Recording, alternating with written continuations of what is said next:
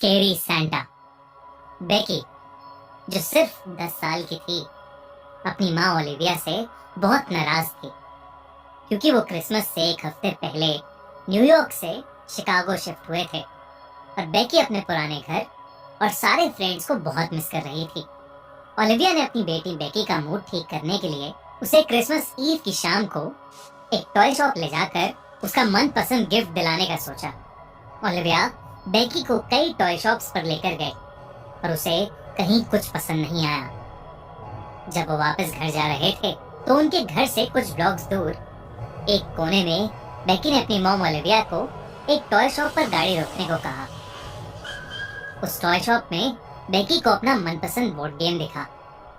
जब वो उस शॉप के अंदर गए तो उनके चारों तरफ अलग अलग खिलौने थे जो बहुत ज्यादा सुंदर थे।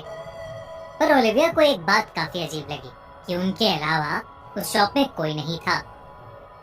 लेकिन उस शॉप के अंदर खिलौने इतने सुंदर थे कि ओलिविया भी उनको देखकर एक छोटी सी बच्ची बन गई। वो शॉप एक्सप्लोर कर ही रही थी कि उसे एकदम से एहसास हुआ कि बेकी उसके साथ नहीं है। उसने पूरे स्टोर में अपनी बेटी को ढूंढा पर उसे वो कहीं नहीं दिखी। उसने काउंटर पर जाकर मदद मांगने की कोशिश भी की पर वहां भी कोई नहीं था।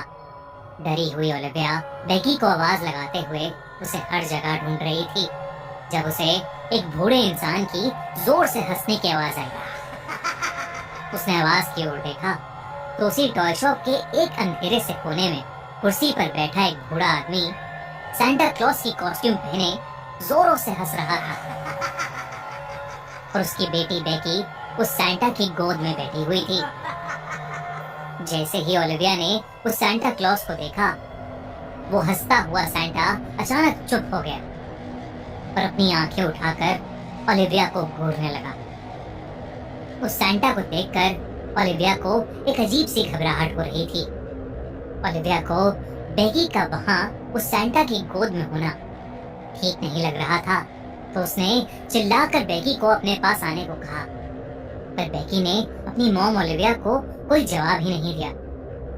ओलिविया जब उस सैंटा के पास अपनी बेटी को वहां से ले जाने के लिए पहुंची तो उसने अपनी बेटी को सैंटा को ये बोलते हुए सुना कि क्रिसमस पर ओलिविया बेकी को अपने दोस्तों से दूर ले आई है और वो इसलिए अपनी मॉम को बिल्कुल पसंद नहीं करती। जब ओलिविया ने इस बात को सुनकर उस सैंटा की ओर देखा तो उस सैंटा की शक्ल पर एक बहुत ही डरावनी हंसी थी। ओलिविया ने तुरंत अपनी बेटी को सैंटा की गोद से उतारा और स्टोर से बाहर निकलने लगी।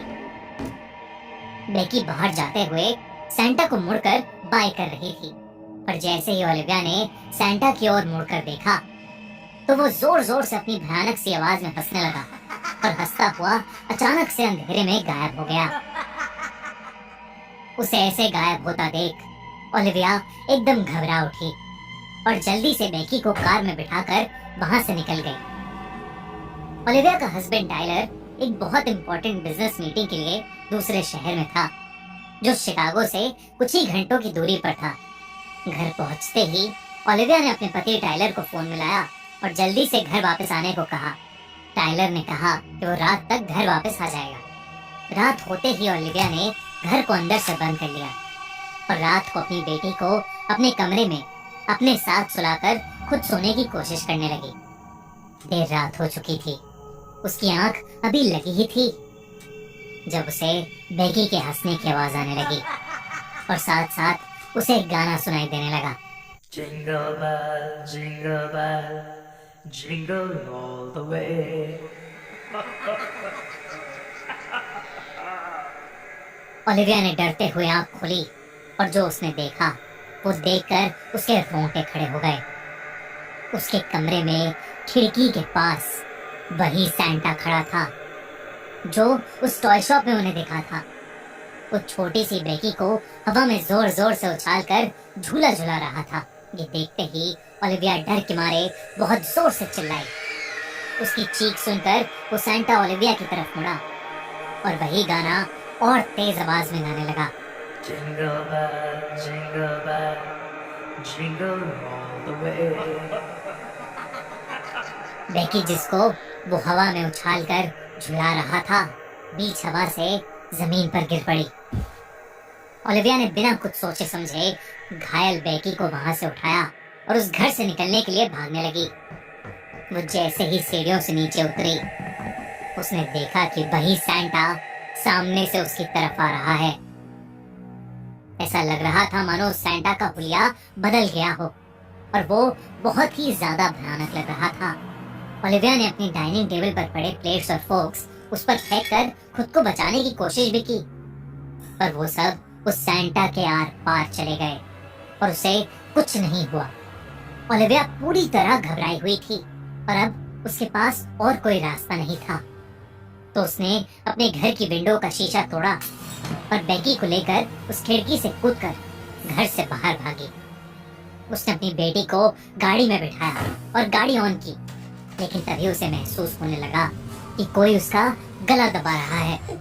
उसकी आंखें जब गाड़ी के रियर व्यू मिरर पर पड़ी तो वो सैंटा उसके पीछे ही था और उसका गला दबा रहा था।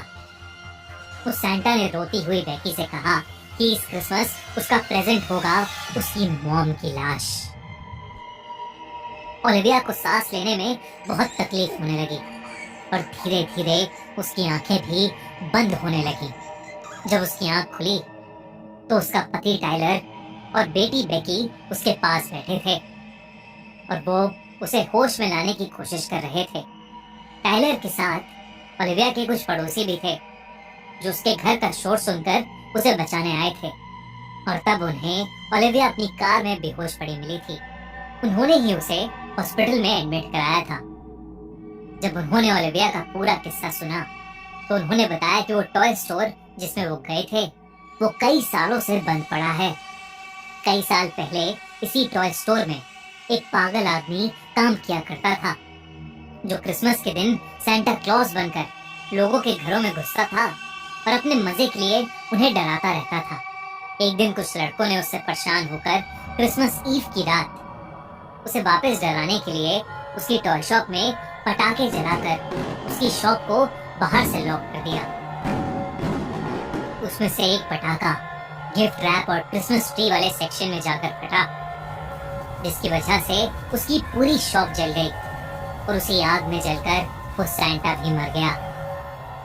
कहते हैं कि तब से हर क्रिसमस ईव पर वो खंडर अपने आप ठीक होकर कुछ लोगों को टॉय शॉप जैसा दिखता है और अगर कोई उस टॉय शॉप में जाकर उस सैंटा से कुछ मांग ले तो वो सैंटा उस इंसान के घर जाकर उसकी या किसी फैमिली मेंबर की जान ले लेता है।